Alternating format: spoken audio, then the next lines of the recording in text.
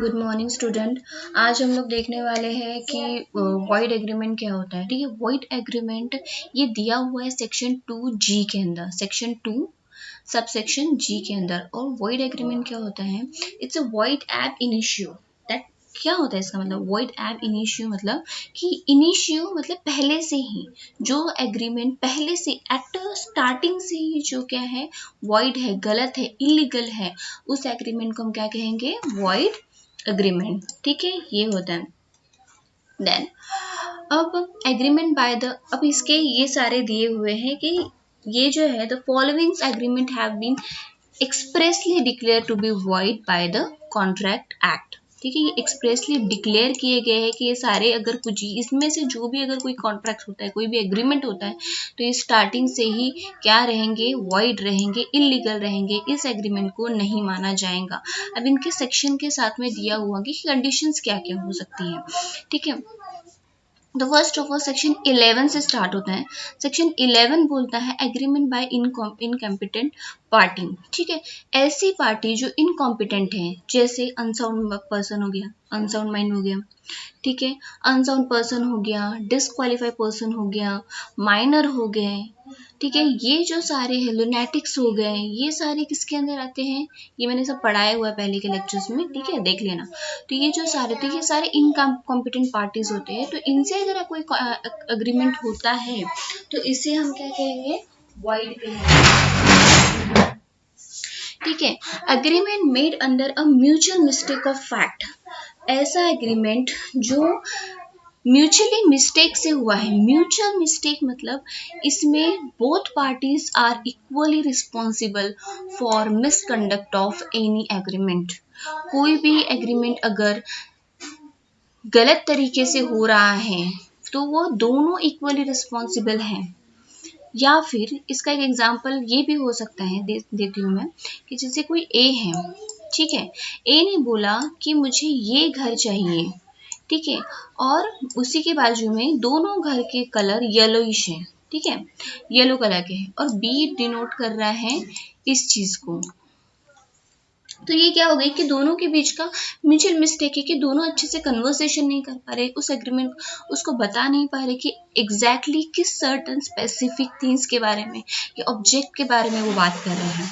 Clear है? तो जब दोनों की मिस्टेक हो, बोथ पार्टीज की म्यूचुअल मिस्टेक ऑफ फैक्ट, ठीक है, तो ये आ जाएगा सेक्शन 20 में। ठीक है, अग्रीमेंट दी कंसिडरेशन और ऑब्जेक्ट ऑफ विच अनलॉफुल, जिसका कंसिडरेशन भी और जिसका ऑब्जेक्ट भी क्या है? अनलॉफुल है। अब कंसिडरेशन कैसे, अब मैं कंसिडरेशन को पहले जस्टिफाई करती हूँ।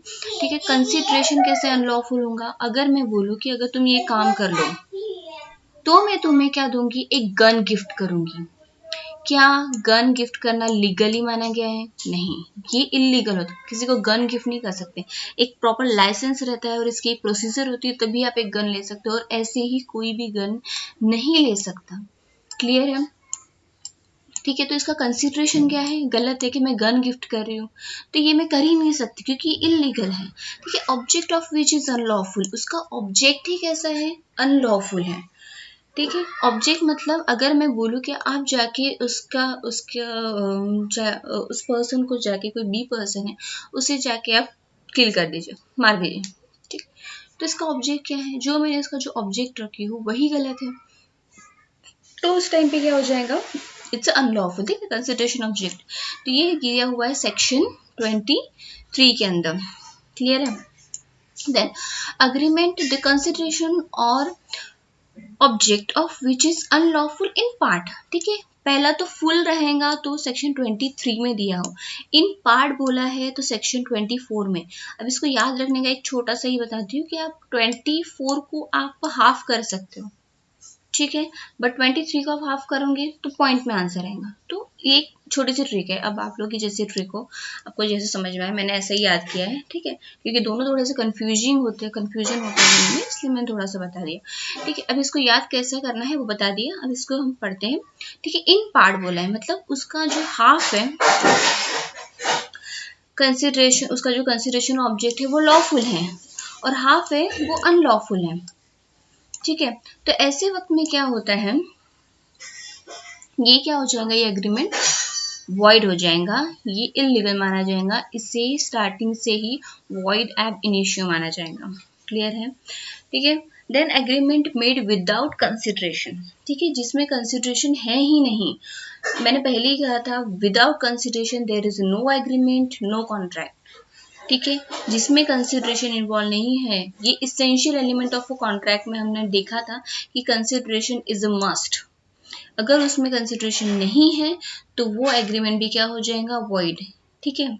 जनहित के लिए नहीं करना है एग्रीमेंट, कॉन्ट्रैक्ट किसी जनहित के लिए नहीं होता, एक म्यूचुअल चीज के लिए होता है, वो ठीक है, ठीक है। आप एक अच्छे मॉरल इथिक्स केस में करें वो ठीक है, but generally agreements and contract ये जो होते हैं, ये जिसमें कंसिडरेशन इन्वॉल्व होता है, कंसिडरेशन का मैंने सिंपल आपको बताया था, जिसमें कुछ तो भी रिटर्न में आपको कुछ मिल रहा है उस चीज का, आप उस एग्रीमेंट को कर रहे हैं। जैसे अगर मैं कोई प्लॉट बेच रही हूँ तो आपको इसकी उसकी वैल्यू मिल रही है, आप किसी को फ्री में गिफ्ट करें तो ये कोई एग्रीमेंट में नहीं आएगा।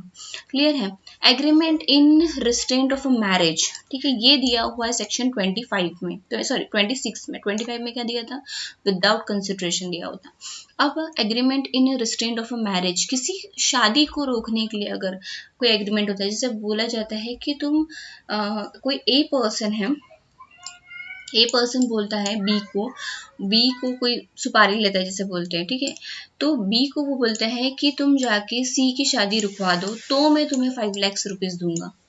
तो ये क्या है, क्या ये लीगल है? नहीं, आप ऐसे ही किसी की मर्जी के बिना किसी की शादी नहीं रुकवा सकते, और ये इलीगल माना जाता है। अगर ये रिस्ट्रेंट ऑफ मैरिज है तो ये सेक्शन 26 में आता है और ये वॉइड एग्रीमेंट में आता है। क्लियर है। Next, agreement in restraint of a trade, ठीक है, इसका भी सेम है, किसी के ट्रेड को रोकना, ठीक है, किसी के बिजनेस को रोकना, ये सब किस में दिया गया है, ये भी वॉइड माना गया है। ऐसा कोई एग्रीमेंट होता है जिसमें ये कहा जाता है कि आप उसका बिजनेस रोक दो, तो ये किस में आएगा, सेक्शन 27 में। क्लियर है। अब ट्रेड, ठीक है, अब ट्रेड के बारे में बोला है, सपोज ए एंड बी, ये दोनों बहुत बहुत एकदम परफेक्टली क्या बोलते हैं इसको, कॉम्पिटिटर है, ठीक है, एकदम मतलब एकदम कट टू कट कॉम्पिटिटर है। तो सपोज ए भी कोई बिजनेस करता है, जैसे एक्सपोर्ट का कोई बिजनेस करता है, ठीक है, एंड बी भी है वो सेम इसका एक्सपोर्ट का बिजनेस करता है, ठीक है। अब एकदम कट टू कट ये लोग ये है क्या है, ट्रेड करते हैं। अब ए ने किसी सी को क्या कहा कि तुम उसका बिजनेस का उतना माल तुम पूरा जला दो, ठीक है, तो मैं तुमको इतने इतने रुपीज दूंगा, सपोज मैं तुम लोग को 2 लाख रुपीज दूंगा। तो ये क्या है, एग्रीमेंट किस बारे में बना है, रिस्ट्रेंट ऑफ अ ट्रेड, उस बिजनेस को रोकने के लिए, उसे नुकसान पहुंचाने के लिए। तो ये किस में आ जाएगा, सेक्शन 27 में आ जाएगा, agreement in restraint of trade, ठीक है। तो ये भी क्या होता है, वॉइड माना जाता है। Agreement restraint of legal procedure, किसी लीगल प्रोसीजर को रोकने की कोशिश करना, किसी गवाह को ये करना, क्या बोलते हैं, गुमराह करना, या फिर कोर्ट के किसी लीगल प्रोसेस को ये करना, रोकना, तो ये सारी सब चीजें किस में आएंगी, वॉइड मानी जाएंगी, ठीक है। यह आती है सेक्शन 28 में। क्लियर है, यह आती है सेक्शन 28 में। Done. Agreement the meaning of which is uncertain, जिसका मीनिंग अनसर्टन है। अब अनसर्टन मतलब सपोज जिसमें सर्टेनिटी नहीं है कि वो दोनों स्पेसिफिक किसी एक चीज के बारे में बात कर रहे हैं, ठीक है। अब किसी ए पर्सन है, ठीक है, मैं ए और बी के हिसाब से आप लोगों को अच्छे से समझाऊंगी। कोई ए पर्सन है, मेरा कर्सर कहाँ चला गया,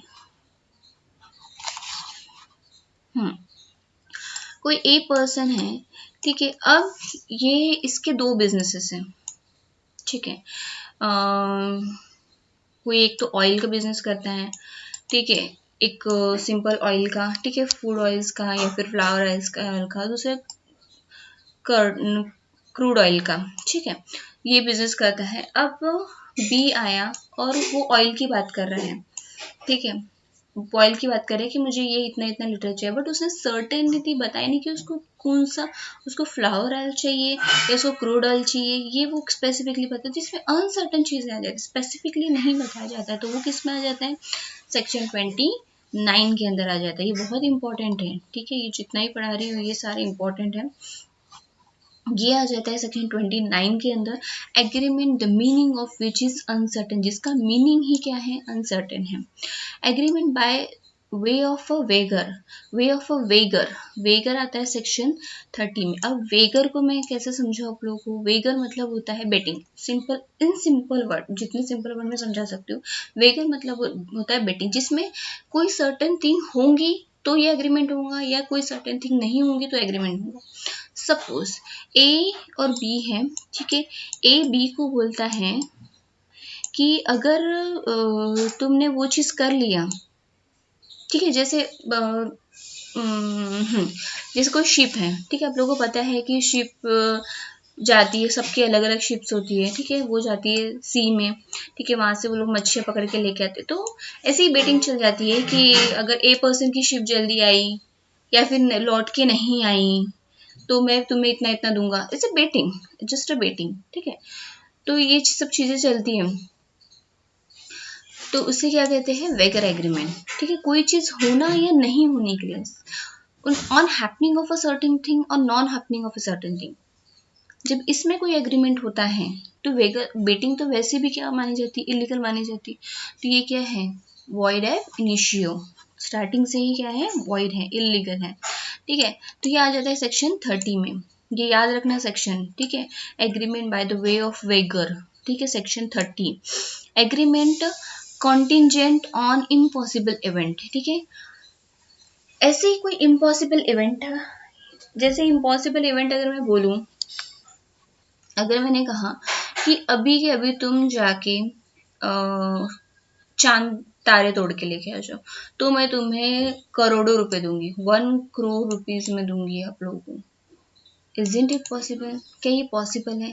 ऐसी कोई चीज जो बिल्कुल इम्पॉसिबल है, कॉन्टिजेंट है, नॉट पॉसिबल, ठीक है। अगर या फिर कॉन्टिजेंट ऑन इम्पॉसिबल इवेंट, अगर मैं बोलूँ आप लोगों की अभी आप कितने, आप ग्रेजुएशन में हो, ठीक है, सेकेंड ईयर में हो, थर्ड सेम में हो, ठीक है, तो आप अभी क्या कर रहे हो? अभी मैं आपको बोली कि आप अभी जाके मेरे लिए सैटेलाइट से मुझे वेव कीजिए और वो मुझे दिखना चाहिए। आप जाइए, ठीक है, स्पेस में, और वहां से अपने जो ये होता है रॉकेट, ठीक है, वहां से आप मुझे वेव कीजिए और वो मुझे दिखना चाहिए, मुझे आप मेरे हाथ हिलाते हुए दिखना चाहिए। Isn't it possible? ऐसा कोई एग्रीमेंट हो सकता है क्या? नहीं, ठीक है। तो ये आ जाएगा सेक्शन 39 के अंदर। मैं देखो ये सारे बुक में नहीं दिए हुए सारे एग्जाम्पल्स, मैं आप लोग को जितना ईजिली समझना चाहिए, ओके, ऐसे ऐसे एग्जाम्पल दिए हुए बुक्स में जो आप लोग के सर के ऊपर से चले जाएंगे, ऐसे एग्जाम्पल दिए हुए जो आप लोग को ईजिली समझ में आ जाए, ठीक है। That agreement to do impossible act, ऐसी कोई एक्ट करना जो इम्पॉसिबल है, जो वही वाला जो मैंने बोला पहले, इसमें कॉन्टिजेंट ऑन इम्पॉसिबल इवेंट की बात कर रहा था, ठीक है। अभी वो क्या कर रहा है? एक्ट की बात कर रहा है। तो ये केस में दिया हुआ है 56 के अंदर दिया हुआ है, ठीक है। इट्स अ सेक्शन 36 में दिया था कॉन्टिजेंट ऑन इम्पॉसिबल इवेंट, ठीक है। कॉन्टिजेंट मुझे पता है ना, आकस्मिक, आकस्मिक होता है ना, किसी जो सडनली कोई चीज बोल दी, जैसे मैं अभी अब हम लोग बात ही कर रहे हो, मैं आपको सडनली बोल दिया जाओ बीच चढ़ के और नारियल के पेड़ में, ठीक है, मैं सिंपल छोटी सी चीज बोलती हूँ कि नारियल के पेड़ में चढ़ जाओ, या फिर सिंपल सी चीज है, हम किसी फंक्शन में गए हैं और मैं आप लोग को बोलूँ कि यार जाओ तुम अभी मेले गाना गा लो, बट तुम्हें बिल्कुल नहीं आता है, यानी सडनली जो चीज हो गई, ठीक है। और इम्पॉसिबल एक्ट, कोई ऐसा इम्पॉसिबल एक्ट करने बोला है सेक्शन 56 में कि जो पॉसिबल नहीं है, जो मैंने एग्जांपल दिया था सेम चीज, रॉकेट में जाके, रॉकेट में बैठ के स्पेस में जाओ, स्पेस से मुझे मून के ऊपर खड़े रह के मुझे वेव करो, is it possible act? No, ठीक है। Then in case of reciprocal promise to do things legal and also other things illegal, the second set of reciprocal promise is void agreement, ठीक है। किसी ऐसा reciprocal promise होता है जिसमें एक चीज तो लीगल है बट सेकेंड चीज जो है अदर थिंग इज इलीगल। जैसे मैं आप लोगों को ये बोल रही हूँ कि यार आप इतने मैंगोज लगा दीजिए इस प्लॉट में, इस खेती में, फार्म में, आप इतने मैंगोज मुझे उगा के दिखाइए, ठीक है। इसके बदले मैं आपको एक गन दूंगा, एक बहुत अच्छी है, मुझे गन्स के नाम नहीं आते, बट एक अच्छी वाली जो होती बहुत महंगी वाली है, वो मैं आपको गिफ्ट करूंगा। तो मुझे बताइए कि फार्म में मैंगोज प्रोड्यूस करना इज ए लीगल थिंग है ना, बट उसका जो कंसिडरेशन मैं आपको दे रही हूँ उसके बदले में जो मैं आपको दे रही हूँ, अदर थिंग की जो है वो क्या इलीगल है, मैं आपको गिफ्ट नहीं कर सकती, है ना। तो ये सेक्शन किस में दिया हुआ है, सेक्शन 57 में दिया हुआ है, ठीक है। क्लियर है यहाँ तक के? ओके, नेक्स्ट आते हैं कॉन्टिंजेंट कॉन्ट्रैक्ट। कॉन्टिंजेंट कॉन्ट्रैक्ट, ठीक है, देख लेते हैं कॉन्टिंजेंट कॉन्ट्रैक्ट, या फिर नेक्स्ट लेक्चर में देखते हैं। फिर bye and take care. Contingent contract हम नेक्स्ट लेक्चर में देखते हैं, ओके। कॉन्टिंजेंट कॉन्ट्रैक्ट और इंडिमनिटी एंड गारंटी का डिफरेंस है वो हम साथ में देख लेंगे, ओके। ठीक, चलो बाय।